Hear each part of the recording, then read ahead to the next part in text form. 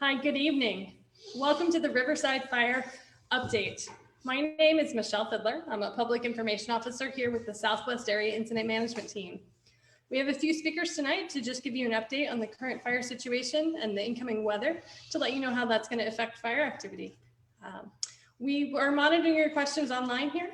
So we've been looking at those throughout the day. So we'll try to have our speakers address them throughout our presentations this evening. You can also find our information online at INCIWeb, that's INCIWEB.nwcg.gov. We'll share the link here in the comments below. On that website, that's where you can find links to all of our partner agencies and their resources available as well.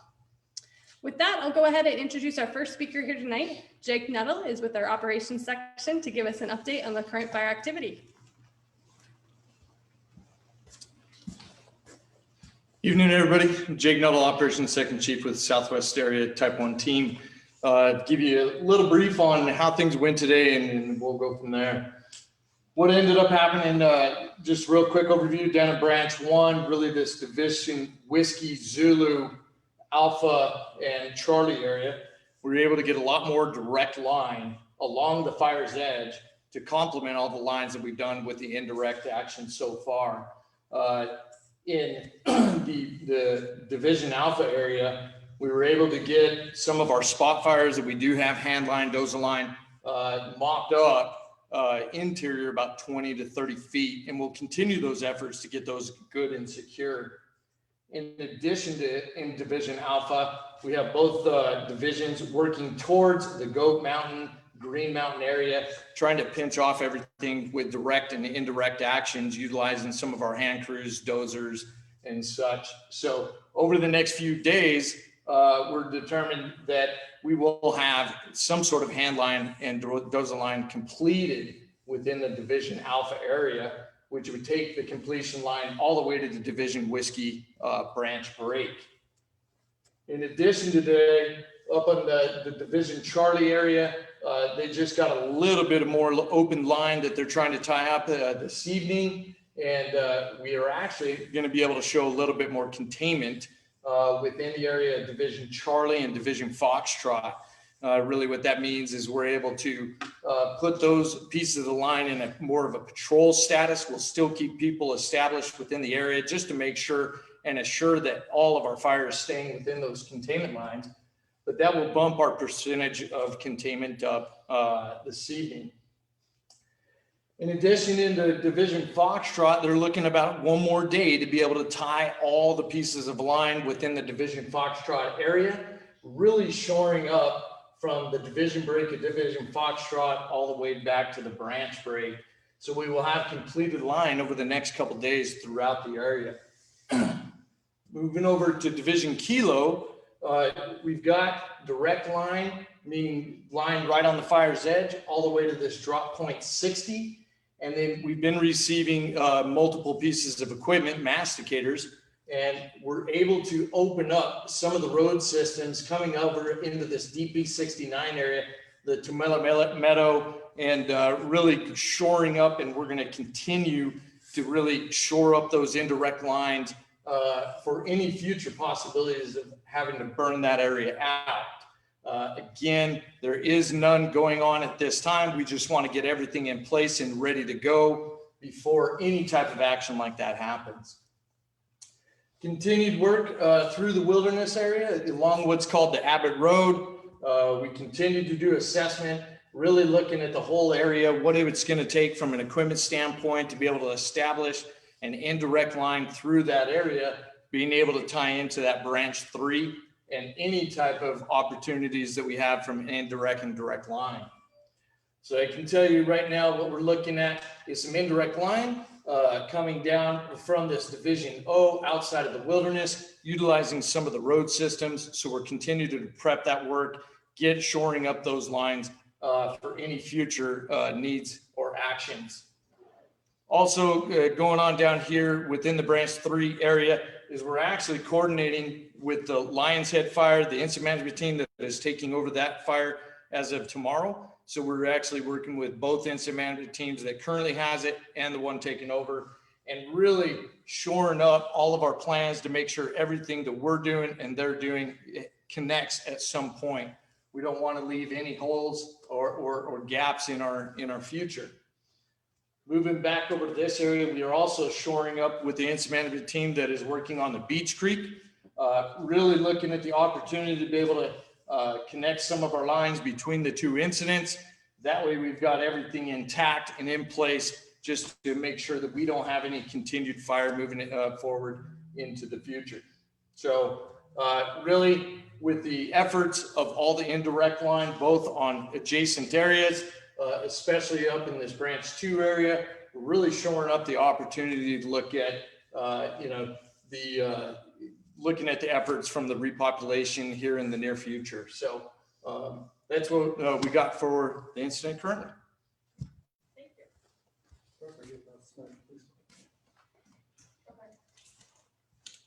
you. Hi there, my name is Christian Cassell. I'm an incident meteorologist. The number one reason I serve an incident management team at a wildfire incident is for the safety of everyone working the incident. And I certainly have my work cut out for me here over the next 24 to 48 hours.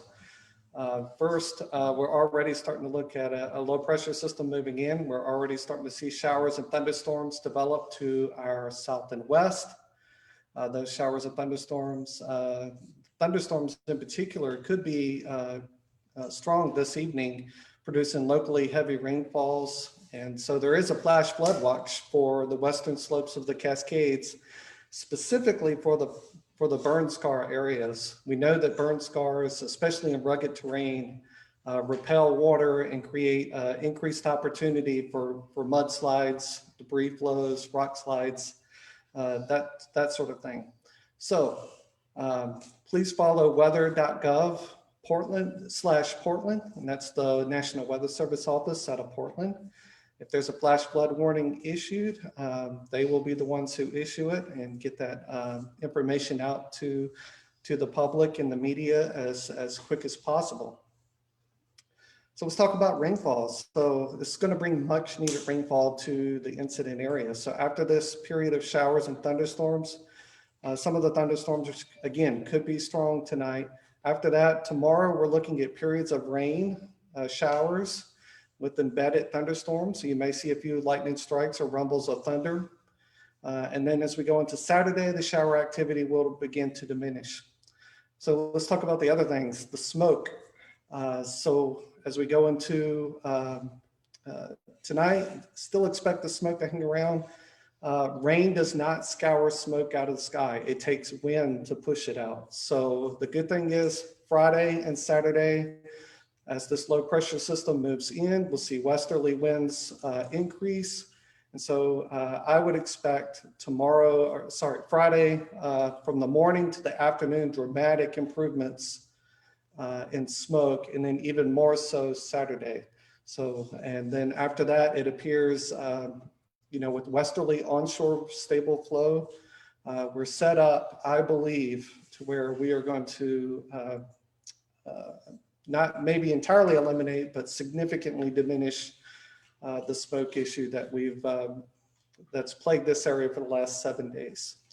So with that, thank you very much. Stuart Turner has fire behavior for you.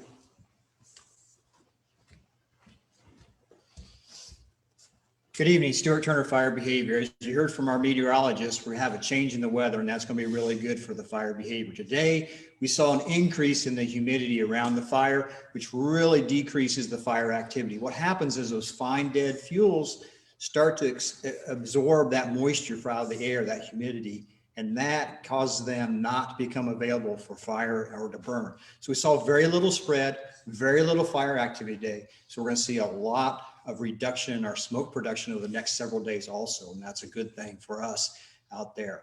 Tonight's weather, with that rainfall coming in, that's dramatically going to affect our fire behavior around the fire. We're going to see those fine dead fuels continue to bring in that moisture and eliminate them from fire spread. But even more importantly, some of the larger fuels will start to self-extinguish and go out and not cause any fire spread. Unfortunately, we're not getting enough rain or long enough rain period to extinguish all the fuels. So the larger fuels, the logs, the stumps, the deep duff, that will retain fire and retain heat through this wet period So when we start drying out again next week, those will come alive and rekindle and start that fire spread, or have the potential to start the fire spread around the fire area. So even though we're getting rain, and it's doing good things for the fire, it's not going to put it completely out. It's going to take a lot more rain, a lot longer duration for that to completely disappear. So we're going to see a short-lived suppression of that fire over the next several days. Thank you very much.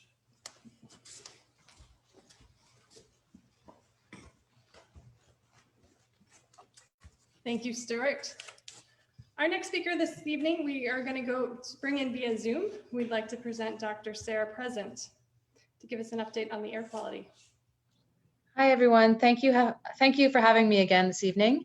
As our last two speakers just noted, we are anticipating an improvement in air quality, which I am so glad to hear. I do want to reiterate, though, that just because there's rain doesn't mean that takes out all of the particulate matter in the air. I would really just encourage everyone to keep an eye on the air quality index in your area. Know that most of Clackamas County remains very unhealthy to hazardous in air quality, even if it rains, until that wind really brings the smoke out. So please continue to be careful, stay indoors, limit your outdoor physical activity, and even limit your indoor physical activity if your indoor air is not clean. A few other things that I want to mention as far as public health concerns we have right now. We have updated the Clackamas County website. You can go to clackamas.us. There's a banner for wildfires, and it has a lot of information about safety to think about when you are returning to your homes if you have evacuated. There can be a lot of downed trees, a lot of physical dangers, and a lot of potential toxic or chemical dangers in burnt materials from houses and buildings. We really want people to be wearing gloves, wearing eye protection, and wearing the N95 or KN95 masks if possible to limit particulate matter, especially if you're looking through, through burnt things or rubble of sorts. We hope that not many people have to do that, but I do want you to be aware of the dangers if that is something you are working towards. Finally, there are several boil water advisories in our county. With the fire and power outages, several water systems may have lost pressure, which can potentially bring bacteria in. And those are also on our county website. Currently, there is a boil water advisory for the Colton area and for the Brookwood water system and the Wildwood Annex Water District. There's also a do not drink advisory for Cedarhurst Improvement Club. When you look at these things, boil water, we need you to boil your water to make sure there's not bacteria in it. The do not drink advisories, boiling doesn't make it safe because those advisories are due to chemicals or other compounds in the water that are not cleared by boiling. So if you're in any of those water areas, check our county website, check with your water service provider, and ensure you're drinking clean water and staying hydrated through this stressful time. And finally, we've all been through a lot in the last week. Want to ensure everybody knows that we have a 24/7 crisis and support line if you are needing help, if you're needing somebody to talk to, and that is 503-655-8585. All right, stay safe. Thank you. Thank you for that update. To wrap us up this evening, I'd like to introduce our incident commander here for the Southwest Area Incident Command Team, Alan Sinclair. Hey, good evening, everybody. Alan Sinclair with Southwest Area Team Number 1. I've said before that incident management really requires early and often communications. And, one of the people that got assigned to me early was Deputy Klepper from the Clackamas County Sheriff's Office. And, I understood that we'd be bringing a lot of folks into an area where people were having a little heightened vigilance and some anxiety with a fire right on their doorsteps. And he and I started going around and really making connections in the communities. So today, Sheriff Roberts and I went and visited Mayor Drinkwine in Estacada and just kind of went and visited with some of the folks that I've been interacting with, and really appreciate those connections to get us introduced to the community.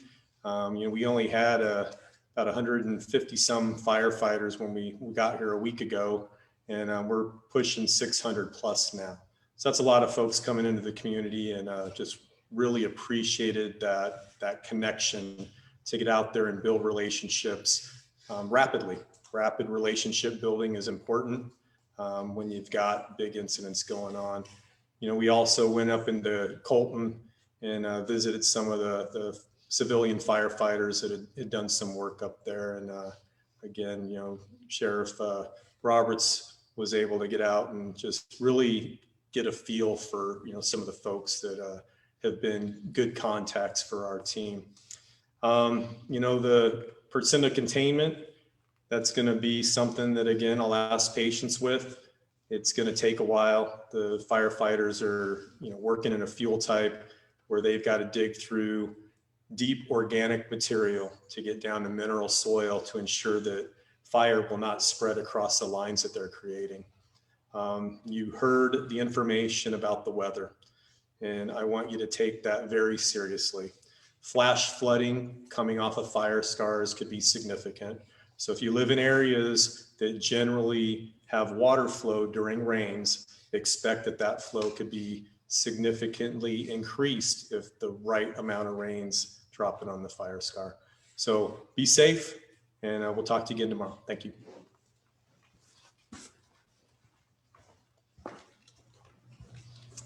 Thanks, Alan.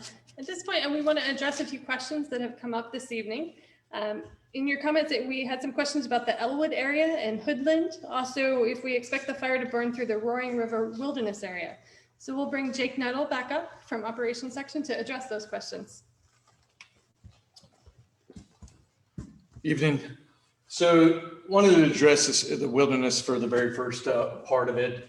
The intent is to be able to keep the integrity of what a wilderness is. So any type of actions that we actually currently take, whether it's opening up some road systems to be able to establish indirect lines, that makes it an opportunity for our firefighters not only to be safe, but to be able to implement actions. We are taking considerations when it comes to the wilderness and the integrity of that. The continued, the fire behavior within this area that Stuart already talked about, we are seeing a little bit of movement in different spots throughout the wilderness area. And we haven't seen anything significant from the movements for a few days now.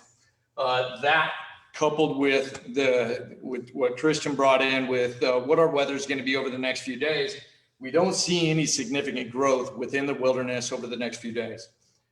So we do plan on completing all of our lines, and then we're going to continue to reassess what the fire is actually doing within the wilderness area. So we do focus on the integrity of that. The other piece was Hoodland and really that 26 corridor, what we're calling the Highway 26 corridor. A lot of our focus out here is the fact that we want to get all of our indirect lines prepped and ready for any significant actions that would have to happen based off of if the fire really started moving through this, through the Roaring River Wilderness, and being able to create enough buffer to be able to stop any advancement of the fire as we go through. So with the moderation of fire behavior due to the smoke and with the expected moisture, we're going to be able to have all the lines established to have every effort to make sure the fire does not move any further to the north and east of this Roaring Springs Wilderness area. So I think that covers it.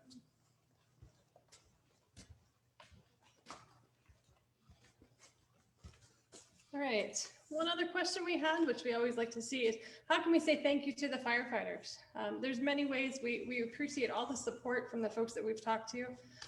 With folks this year, one of the best ways to show your support is really to share signs in your local communities, put posters out, things like that. Our firefighters travel through areas, and it's encouraging to have that morale boost. It may seem like a small thing, but it goes a long way. Our firefighters are also watching what's out on social media, so we encourage you to share your support there. We pass those things on to our crews so that they can help see those those words, and we share those with the folks that are doing the hard work on the ground. With that, I think we're going to wrap things up for this evening. We'll continue to update our information on INSEWeb as changes occur. You can follow us on social media. You can give us a call if you have any additional questions that we may not have gotten to tonight. So with that, we say thank you and have a good night.